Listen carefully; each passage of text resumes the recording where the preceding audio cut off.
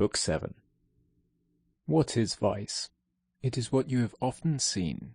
In every instance of it, keep in mind that you have often seen the like before. Search up and down, and you will find sameness everywhere. Among the events which fill the history of ancient, middle, and present ages, among the things of which our cities and our households are full today, nothing is new, all is familiar and fleeting. How can the great principles of life become dead, if the impressions which correspond to them be not extinguished? These impressions you may still rekindle. I can always form the proper opinion of this or that, and, if so, why am I disturbed? What is external to my mind is of no consequence to it. Learn this, and you stand upright. You can always renew your life, see things again as once you saw them, and your life is made new again. Your vain concern for shows, for stage plays, for flocks and herds, your little combats are as bones cast for the contention of puppies, as baits dropped into a fish pond, as the toil of ants and the burden that they bear, as the scampering of frightened mice or the antics of puppets jerked by wires. It is then your duty amid all this to stand firm, kindly and not proud, yet to understand that a man's worth is just the worth of that which he pursues. In conversation we should give good heed to what is said, and in every enterprise we should attend to what is done. In the latter case, at once look to the end in view, and in the former note the meaning intended. Is my understanding sufficient for this business or not? If it be sufficient, I use it for the work in hand as an instrument given to me by nature. If it be not sufficient, I either give place to one better fitted for the achievement, or, if for some reason this be not a proper course, I do it as best I can, taking the aid of those who, by directing my mind, can accomplish something fit and serviceable for the common good. For all that I do, whether by myself or with the help of others, should be directed solely towards what is fit and useful for the public service. How many of those who were once so mightily acclaimed are delivered up to oblivion, and how many of those who acclaimed them are dead and gone this many a day? Be not ashamed of taking assistance. It is laid upon you to do your part, as on a soldier when the wall is stormed. What then if you are lame and cannot scale the battlements alone, but can with another's help? Be not troubled about the future.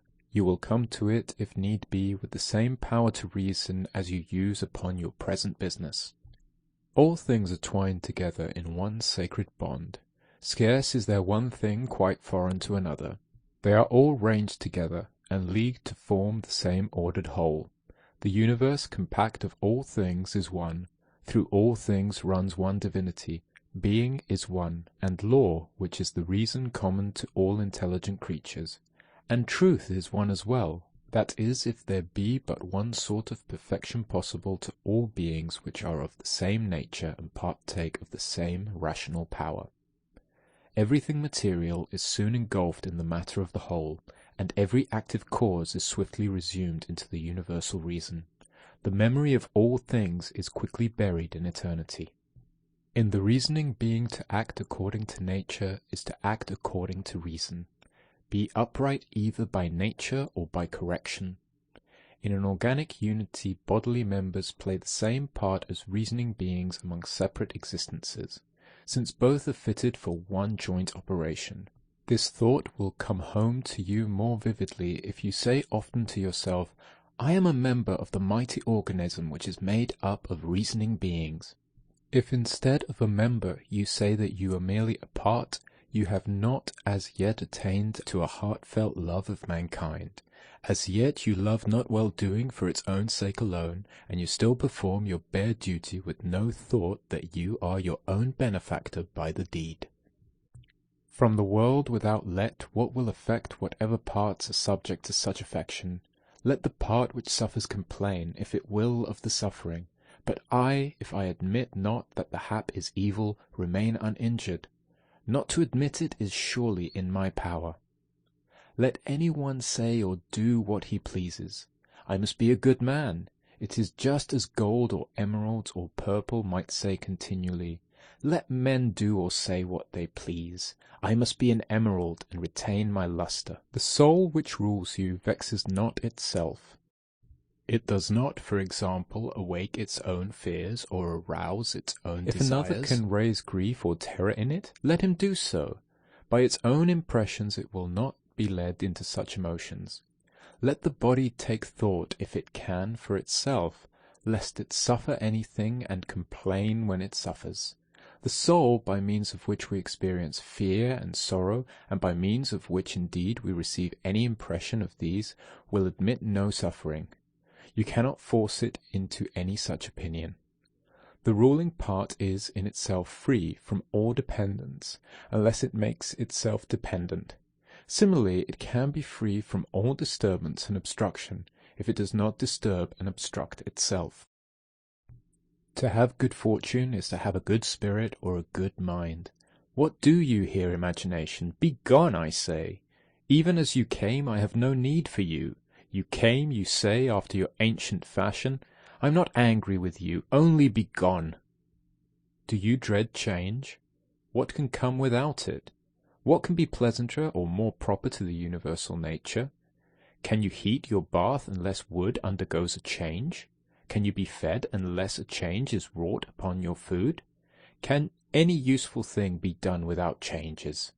Do you not see, then, that this change also which is working in you is even such as these, and alike necessary to the nature of the universe? Through the substance of the universe, as through a torrent, all bodies are born. They are all of the same nature, and fellow workers with the whole, even as our several members are fellow workers with one another. How many a Chrysippus, how many a Socrates, how many an Epictetus hath the course of ages swallowed up? Let this thought be with you about every man and upon all occasions. For this alone I am concerned, that I do nothing that suits not the nature of man, nothing as man's nature would not have it, nothing that it wishes not yet. The time is at hand when you shall forget all things, and when all things shall forget you. It is man's special business to love even those who err, and to this love you attain if it is borne in upon you that even these sinners are your kin, and that they offend through ignorance and against their will. Remember also that in a little while both you and they must die. Remember before all things that they have not harmed you, for they have not made your soul worse than it was before. Proceeding nature from the universal substance, as from wax, now forms a horse, now breaks it up again, making of its matter a tree, afterwards a man, and again something different. Each of these shapes subsists but for a little. Yet there is nothing dreadful for the chest in being taken to pieces, any more than there formerly was in being put together. A wrathful look is completely against nature. When the countenance is often thus deformed, its beauty dies, in the end is quenched for ever, and cannot be revived again. Seek to comprehend from this very fact that it is against reason, and if the sense of moral evil be gone as well, why should a man wish to remain alive? In a little space, nature, the supreme and universal ruler, will change all things that you behold. Out of their substance she will make other things, and others again out of the substance of these, so that the universe may be ever new. Whenever someone offends you, consider straightway how he has erred in his conceptions of good or evil. When you see where his error lies, you will pity him, and be neither surprised nor angry. Indeed, you yourself perhaps still wrongly count good the same things as he does, or things just like them. Your duty then is to forgive, and if you cease from these false ideas of good and bad, you will find it the easier to grant indulgence to him who is still mistaken. Dwell not on what you lack so much as on what you have already. Select the best of what you have, and consider how passionately you would have longed for it had it not been yours. Yet be watchful, lest by this joy in what you have accustom yourself to value it too highly, so that if it should fail, you would be distressed. Retire within yourself. The reasoning power that rules you naturally finds contentment with itself in just dealing, and in the calm which such dealing brings. Blot out imagination, check the brutal impulses of the passions, confine your energies to the present time, observe clearly all that happens either to yourself or to another, divide and analyze all objects into cause and matter, take thought for your last hour, let others' sin remain where the guilt lies. Apply your mind to what is said, penetrate all happenings and the causes thereof. Rejoice yourself with simplicity, modesty, and indifference to all things that lie between good and bad. Love mankind and obey God. All things, says someone, go by law and order. But what if there be naught beyond the atoms? Even if that be so, suffice it to remember that all things, save very few, are swayed by law. Concerning death, if the universe be a concourse of atoms, death is a scattering of these. If it be an ordered unity, death is an extinction, or a translation to another state. Concerning pain, pain which cannot be borne brings us deliverance. Pain that lasts must needs be bearable. The mind can abstract itself from the body, and the soul takes no hurt. As to the parts which suffer by pain, let them, if they can, make their own protest. Concerning glory, consider the understanding of men, what they shun and what they pursue, and reflect that, as heaps of sand are driven one upon another, and the latter drifts bury and hide those that went before, so, too, in life the former ages are soon buried by the next. This from Plato. To the man who has true grandeur of mind, and who contemplates all time and all being, can human life appear a great matter? Impossible, says the other. Can then such a one count death a thing of dread? No, indeed. It is the saying of Antisthenes, that it is the part of a king to do good and reap reproach. It is a shameful thing that the countenance should obey the mind, should compose and order itself as the mind bids it, while the mind cannot compose and order itself as it wills. Vain is all anger at external things, for they regard it nothing. Give joy to us and the immortal gods, for life is like the laden ear cut down, and some must fall and some unreaped remain. Me and my children, if the gods neglect, it is for some good reason. For I keep right and justice on my side. Weep not with them, and still these throbs of woe. From Plato. I would make him this just answer. You are mistaken, my friend, to think that a man of any worth should count these chances of living and dying.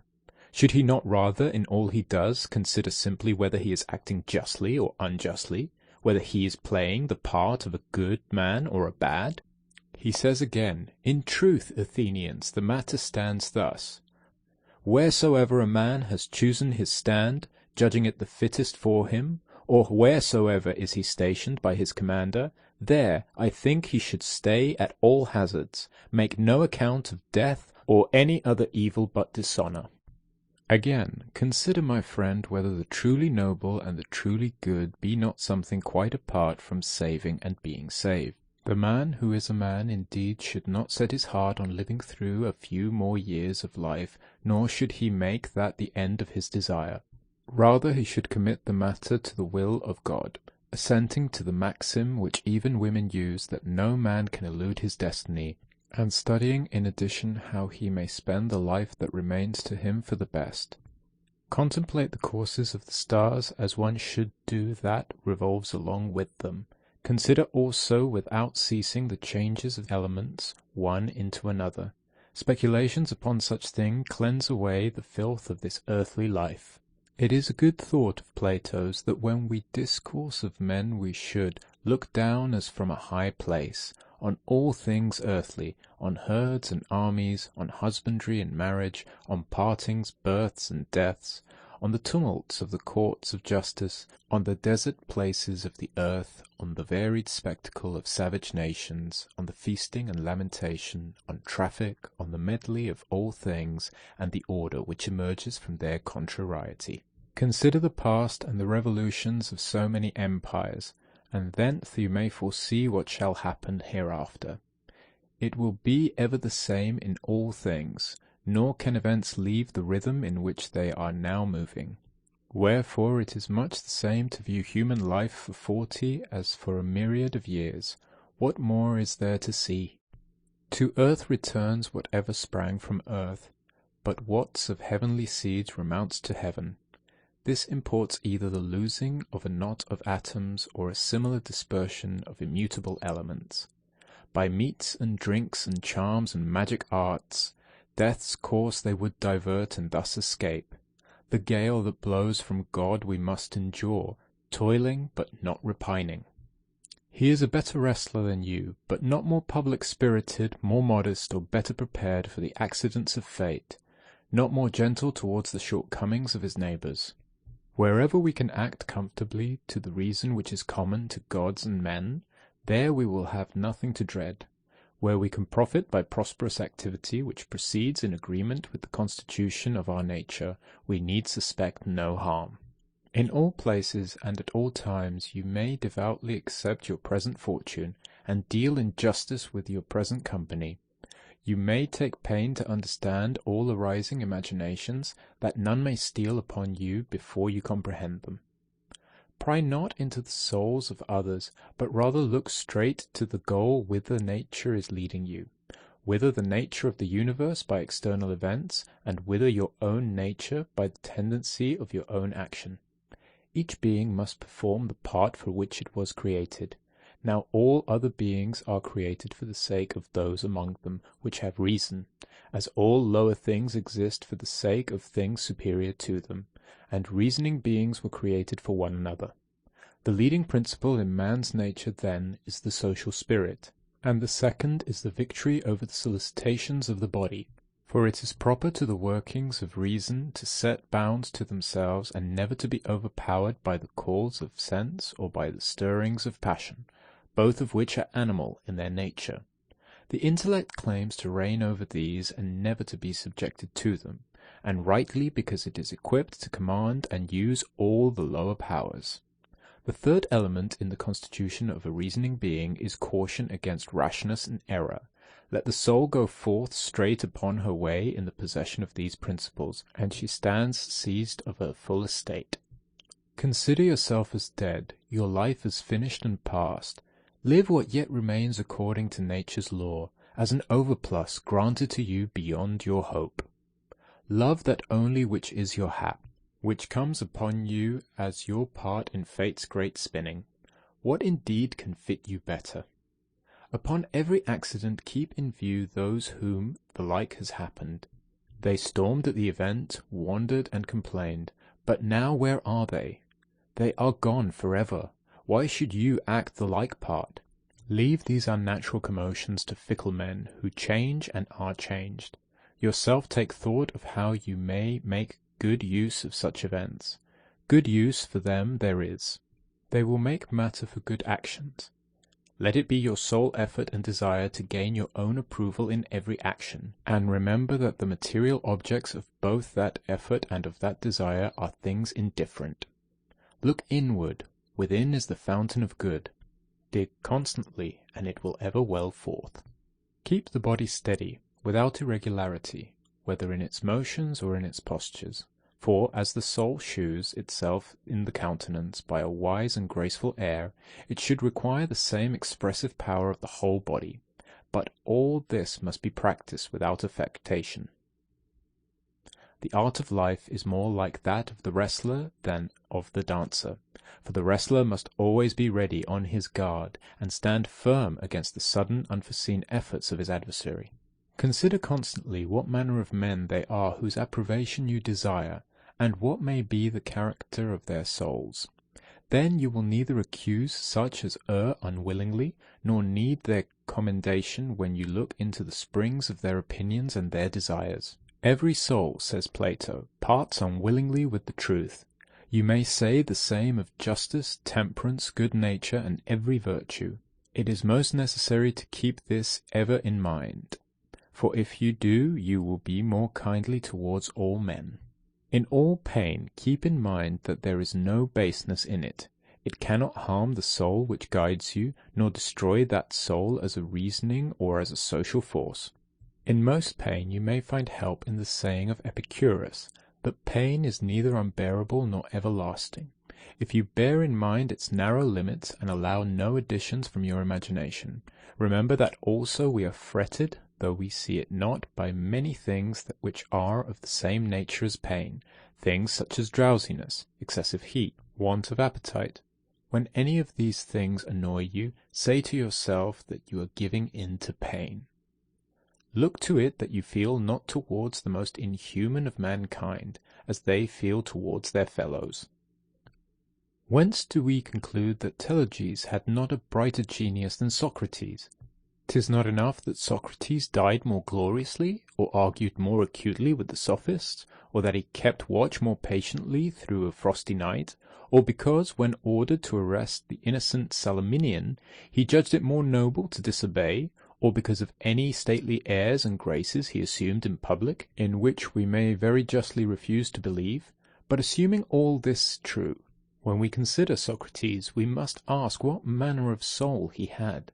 Could he find contentment in acting with justice towards men, and with piety towards the gods, neither vainly provoked by the vices of others, nor servilely flattering them in their ignorance, counting nothing strange that the ruler of the universe appointed, not sinking under anything as intolerable, and never yielding up his soul in surrender to the passions of the flesh?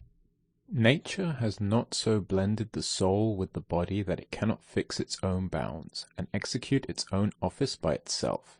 It is very possible to be a god among men, and yet be recognized by none. Remember that always, and this as well, that happiness of life lies in very few things, and though you despair of becoming great in logic or in science, you need not despair of becoming a free man, full of modesty and unselfishness, and of obedience unto God. It is in your power to live superior to all violence, and in the greatest calm of mind.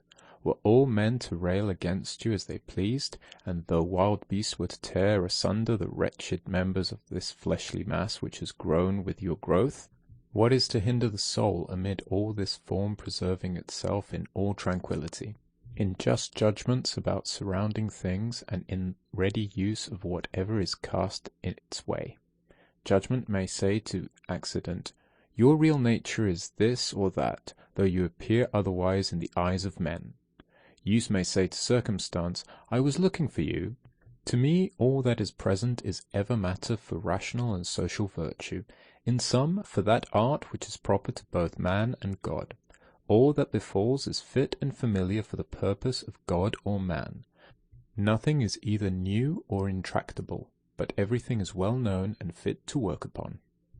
It is the perfection of morals to spend each day as if it were the last of life, without excitement, without sloth, and without hypocrisy. The gods, who are immortal, are not vexed in that in a long eternity they must ever bear with the wickedness and the multitude of sinners. Nay, they even lavish on them all manner of loving care. But you, who are presently to cease from being, can forsooth endure no more, though you are one of the sinners yourself.